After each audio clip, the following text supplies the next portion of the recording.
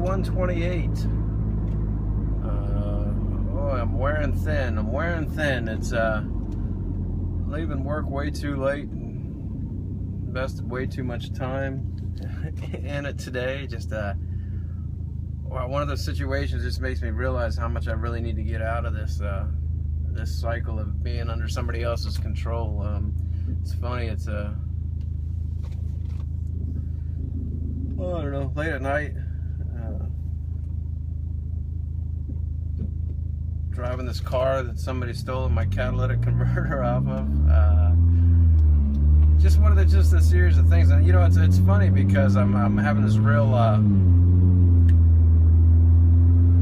mental wrestling match. I guess you know, part of my mind wants to just go nuts with anger over the whole situation, and then the other side of me is just welcoming the situation, looking at it as a challenge to control. And it's funny because in this situation I recognize you know, how much growth I really need to go through to overcome this situation. I can clearly see where the old me was at and where I would have been right now without the education I've given myself over the last 128 days. I would have been borderline ballistic with anger. And it's funny that in this world, our tempers seem to be getting shorter, our patience seems to be getting lessened, and I'm a victim of that. And it's such an ugly characteristic that's kind of raising its head up. There's this peculiar sense of entitlement that's going on. It's just dangerous attitudes, and it's good that I'm training myself away from this perspective. I can't by any means make it seem like I'm above it. I recognize where it's at to be above it, and I recognize what I need to do to be above it, but I'm still kind of trapped in the middle. But it's nice to have the at least some sense of looking at the situation differently, and trying to take it as a learning experience and try to overcome it. So I don't know. I just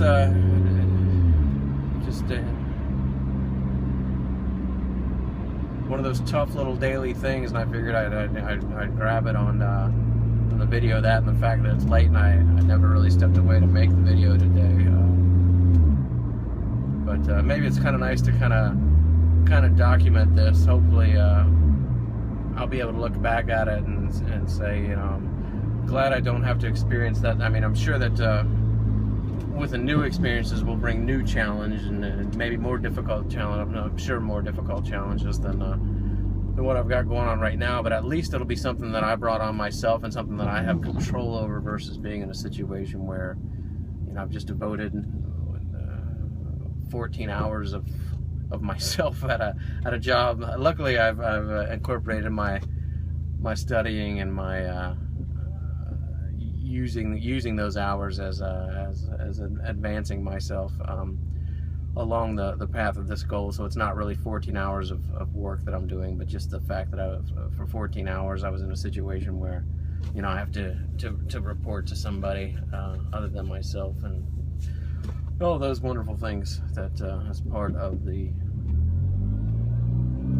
that lifestyle. But sorry to be a Debbie Downer. Sorry my mind is a little muffled right now, but just figured I'd talk about that side. You know, the other interesting thing was, you know, every day I give myself, I try to find something to be grateful for. And this morning I went in and I said, you know, the gentleman that put the organization together that I work for, I said thanks to him for creating this position and taking care of me and giving me a situation that, you know, just a gratitude for him doing something above and beyond and creating a situation where other people could make a good living from it. It's no longer for me, but at the same time I'm grateful for the position, what he did. but it's funny because that was my gratitude for the day, and here I am leaving the position with a kind of MF kind of attitude to it. But anyway, I'll get over it. I feel a little better already just talking to myself about it.